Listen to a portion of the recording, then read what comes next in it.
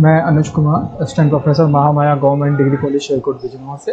तो मैं आज आपके सामने जैसे कि कल हमने बात की थी कि बेसिक ऑफ क्वांटम मैकेनिक्स में मैंने क्या किया था, थोड़ा सा आपको इंट्रोडक्शन दिया था, लिटिल विद इंट्रोडक्शन था, और कोशिश की थी कि क्लासिकल मैकेनिक्स के साथ क्या समस्याएं थी उनके बारे में मैंने कुछ एग्जांपल आपको दिए थे। जैसे कि ब्लैक बॉडी बोला था मैंने आपको, कॉम्पटन इफेक्ट के बारे में थोड़ा सा बताया था, उसके बाद फोटो इलेक्ट्रिक इफेक्ट के बारे में बताया था।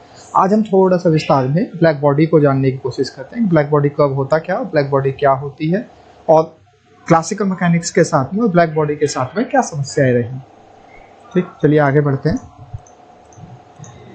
हाँ, इट इज ठीक है। तो मैंने क्या किया, हाँ मैंने क्या किया कि मैंने कल आपको बताया जब ब्लैक बॉडी किस तरह होती है, जब मैं किसी भी मटेरियल को, कोई भी एनीथिंग, ऐसा जरूरी नहीं कि स्पेसिफिक हो, कुछ भी, जब हमने उसको किसी भी चीज़ को गर्म किया, बेसिकली लाइट इज देयर, मैंने क्या किया, उसको गर्म किया। गर्म करने के बाद क्या होता है, अगर वो ऑब्जेक्ट का टेम्परेचर कम है तो मुझे वेवलेंथ कम मिलती है, उसका टेम्परेचर मैं बढ़ा देता हूँ तो मुझे और वेवलेंथ मिलती है, और मैंने उसके टेम्परेचर को और ज़्यादा बढ़ा दिया तो मुझे और भी ज़्यादा वेवलेंथ मिलने लगी। ठीक, आगे देखते हैं जरा, एक ब्लैक बॉडी कर्व मैं आपको दिखाता हूँ, वहाँ से और चीज़ें समझ में आएंगी। देखिए यहाँ पे जैसा कि मैं देख पा रहा हूँ कि ये 2000 केल्विन की लाइन है। 2000 केल्विन की लाइन पे अगर हम देखते हैं तो लास्ट जो वेवलेंथ है मेरे पास में, आखिरी वेवलेंथ है, वो ग्रीन है। ये वाली जो आखिरी वेवलेंथ यहाँ पे मुझे मिल रही है वो ग्रीन है, और पीक जो वेवलेंथ है वो कहीं इंफ्रारेड रीजन की है। बेसिकली ये इंफ्रारेड रीजन की है, और लगभग ये अगर देखा जाए तो इट इज़ ऑलमोस्ट 1200 नैनोमीटर। ठीक है, बेसिकली इंफ्रारेड रीजन है, IR। ठीक, तो जो पीक है ये IR रीजन पे कहीं मिल रही है। तो अब अगर हम ऊपर वाली को देखते हैं इसके बाद में, अब यहाँ पे देखते हैं, अब ये 3000 केल्विन की लाइन है। 3000 केल्विन की लाइन पे मुझे क्या मिलता है कि the all visible spectra should B cover. Red भी है, येलो भी है, ग्रीन भी है, वॉयलेट भी है, और आपका ब्लू भी है, और कुछ पार्ट आपका यहाँ पे अल्ट्रा वायलेट का भी आ गया। Some another part ultraviolet भी मुझे मिलने लगी। यानी मैंने जैसे जैसे टेम्परेचर को बढ़ाया तो अब हो क्या रहा है, temperature should be increase. Now the temperature increase हो रहा है, जब का तापमान बढ़ रहा है तो तापमान बढ़ने के साथ में जो स्पेक्ट्रम की विड्थ है, स्पेक्ट्रम की विड्थ, स्पेक्ट्रम की जो विड्थ है वो भी स्प्रेड हो रही है, यानी वो भी बढ़ रही है। बिल्कुल सिंपल सा है, जैसे जैसे तापमान बढ़ रहा है, जैसे जैसे तापमान बढ़ रहा है, अगर मैं 400 पे 4000 पे जाता हूँ, then I what covered all lights, and then 5000 sun का टेम्परेचर आ गया। बेसिकली यहाँ पे ये सन का टेम्परेचर आ गया, तो सन के पास से लगभग all spectra should be come. Ultraviolet भी है, एक्सरे भी है, एक्सरे भी है, और पूरा का पूरा रेडियो वेव तक भी मुझे आसानी से मिल जाएंगी।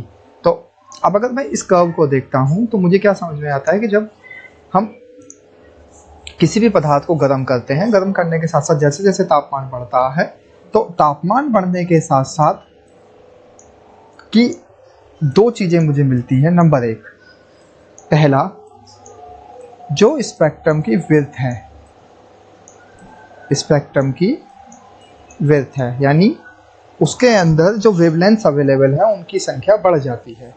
यानी पहले मुझे कुछ वेवलेंथ मिल रही थी, लेकिन अब क्या हुआ, जैसे जैसे मैंने तापमान को बढ़ाया मुझे और भी वेवलेंथ उसके अंदर मिलने लगी।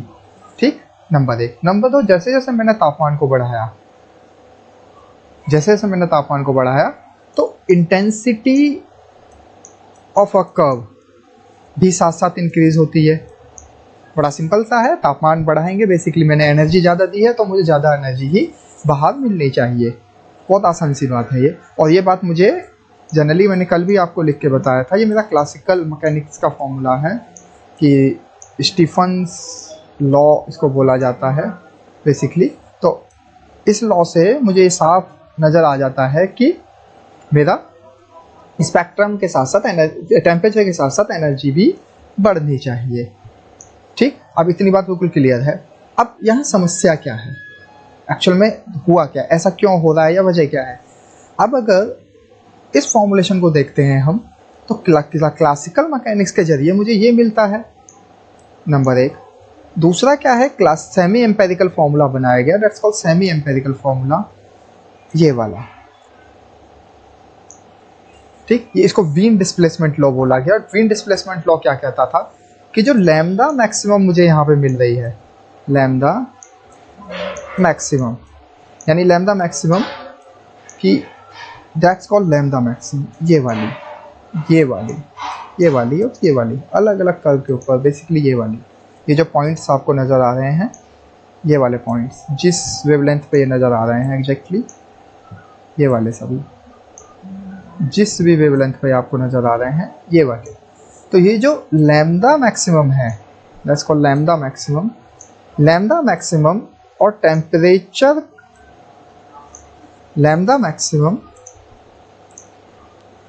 यानी लैम्डा मैक्सिमम और टेम्परेचर का मल्टीप्लिकेशन एक कांस्टेंट के बराबर होता है। ठीक, बेसिकली अगर आपने थोड़ा सा मैथमेटिक्स जानते हैं तो यू नो वेरी वेल कि x and y is equals to constant, that's mean a hyperbolic equation. तो यहाँ पे इस तरह का एक रिलेशन बनाया गया और एक हाइपरबोलिक इक्वेशन की फॉर्म में इसे दिया गया, और ये जो लाइन है, ये लाइन इस फॉर्मूला को होल्ड करती थी पूरी तरह। तो ये जो सेमी एम्पेरिकल फॉर्मूला है वीन के द्वारा दिया गया। अब वीन के द्वारा सेमी एम्पेरिकल फॉर्मूला जो दिया गया, बेसिकली इसके लिए बाद में नोबेल प्राइज़ भी मिला। इस एम्पिरिकल फार्मूला को बनाते समय वीन ने मैक्सवेल इक्वेशंस का इस्तेमाल किया, और मैक्सवेल इक्वेशंस के distribution law, basically Maxwell distribution law लगाया, और मैक्सवेल इक्वेशन डिस्ट्रीब्यूशन लॉ से उन्होंने इस फॉर्मूले को जनरेट किया। अब इस फॉर्मूले के साथ समस्या क्या है, एक सेमी एम्पिरिकल फार्मूला है बेसिकली, तो इस फॉर्मूले के साथ समस्या क्या है, हम आगे बढ़ते हैं, अभी और समझ में आएगा। ठीक है, स्टीफन बोल्ट्जमैन डिस्ट्रीब्यूशन को मैंने बताया, एंड देन ठीक है, ये रहा जो मैं आपके बात कर रहा था कि स्टीफन बोल्ट्जमैन डिस्ट्रीब्यूशन आपसे क्या कहता है। यहाँ आते हैं, that's Rayleigh Jeans formula for the intensity. ठीक, बेसिकली क्लासिकल फॉर्मूला है।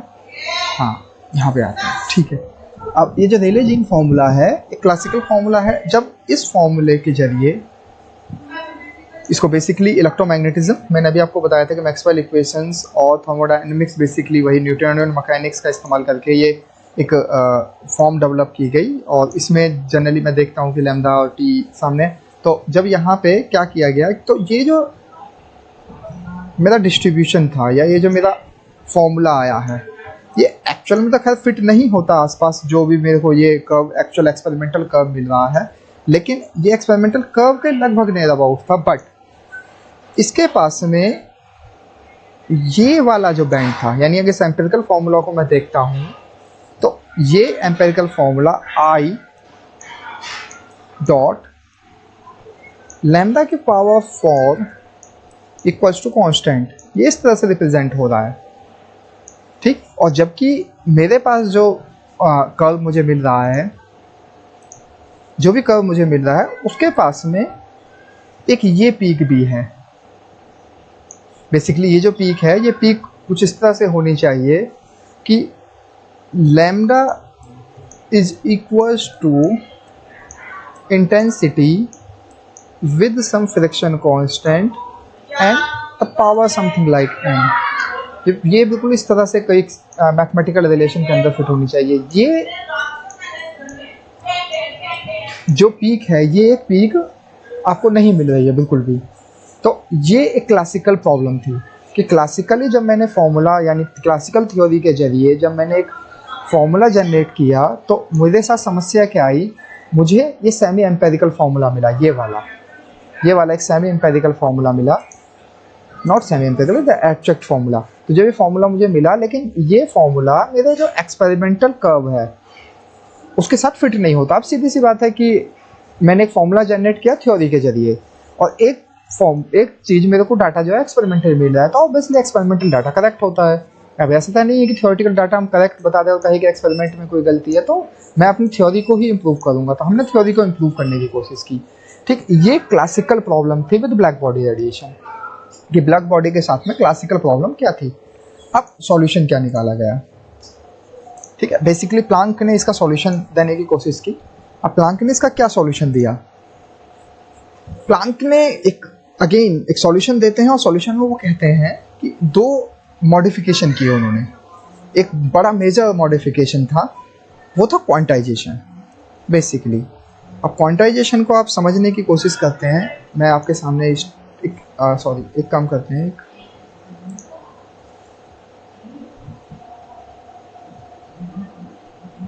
Okay okay okay, there is no slide. Okay चलिए कोई बात नहीं, ठीक है, एक मिनट। अब मैं यहाँ पे आपके सामने आपको पहले एक चीज़ समझाने की कोशिश करता हूँ, फिर हम आगे बढ़ेंगे। बेसिकली ये CDA की तरह दिख रहा है आपको कि ये नंबर 1 स्टेप हो गया है, नंबर 2 हो गया है, नंबर 3 स्टेप है, नंबर 4 स्टेप है, नंबर 5 स्टेप है, नंबर 6 स्टेप है, नंबर 7 स्टेप है। ठीक है, 1 2 3 4 5 6 7 स्टेप। अब कोई भी आदमी ऐसा तो नहीं कर सकता कि वो 1.5 स्टेप्स को ही कवर करे या इवन 3.75 स्टेप्स को कवर करे, ऐसा तो होना मुश्किल है। या तो वो नंबर 1 सीढ़ी पे हो गया, नंबर 3 पे हो गया, नंबर 4 पे, नंबर 5 पे। ऐसा तो होना मुश्किल है कि हम कहें कि वो आदमी 5.5 सीढ़ी के ऊपर रुका हुआ है, ऐसे तो कभी कहा ही नहीं जा सकता। It is can not be possible physically.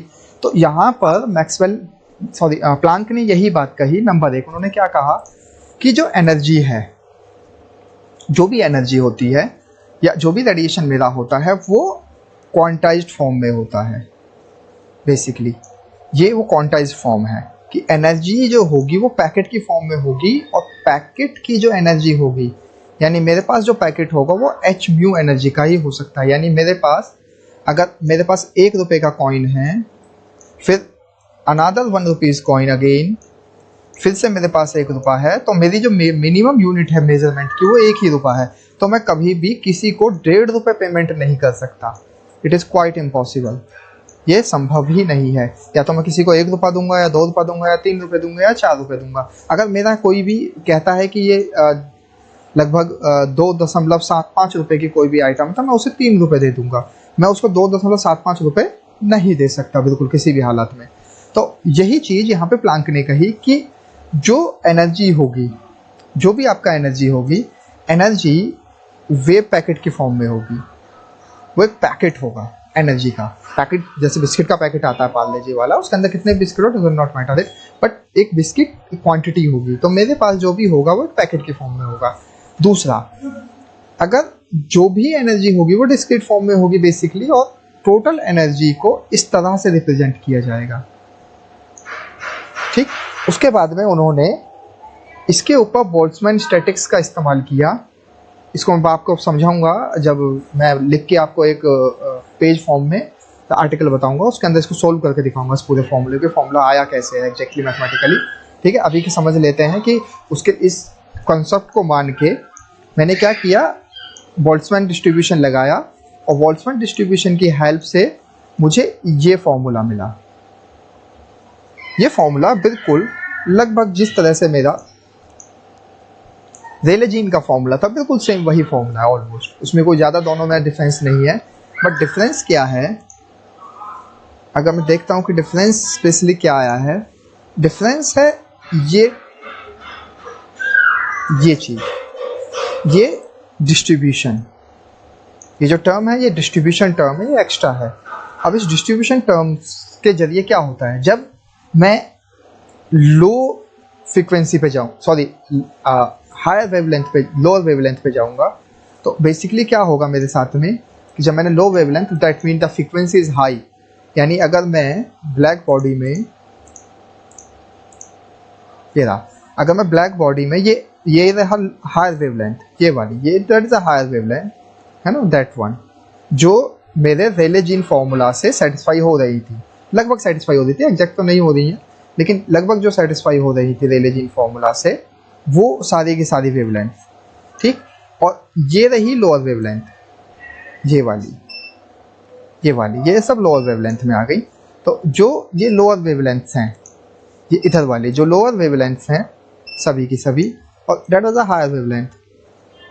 ठीक, हायर वेवलेंथ का जो एनर्जी पैकेट होगा वो कम एनर्जी का होगा, और लोअर वेवलेंथ का जो एनर्जी पैकेट होगा वो ज़्यादा एनर्जी, क्योंकि फोटोन जो होगा उसकी फ्रीक्वेंसी ज़्यादा होगी तो सीधी सी बात है वो एनर्जी ज़्यादा रखेगा। चलिए आगे बढ़ते हैं। ठीक है, अब ये सॉरी सेमी एम्पियर फॉर्मूला, हाँ डेट वन, ये रेले जीन फॉर्मूला था डिस्ट्रीब्यूशन का, और ये केवल कब काम कर रहा था जब मेरे पास में हायर वेवलेंथ थी, ये रही ये वाली हायर वेवलेंथ, लगभग काम कर रहा था, एग्जैक्ट तो काम नहीं कर रहा है लेकिन लगभग काम कर रहा था हायर वेवलेंथ के ऊपर।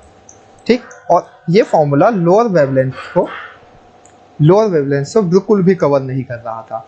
तो डेट मीन अब इस फॉर्मूले पे आते हैं। ये फॉर्मूला क्या कर रहा है, बोथ दोनों के दोनों को ही कंप्लीट रूप से सेटिस्फाई कर, लेकिन ये थ्योरी कहाँ से आई, मैंने इसके अंदर कोई भी क्लासिकल मैकेनिक्स का यूज नहीं किया।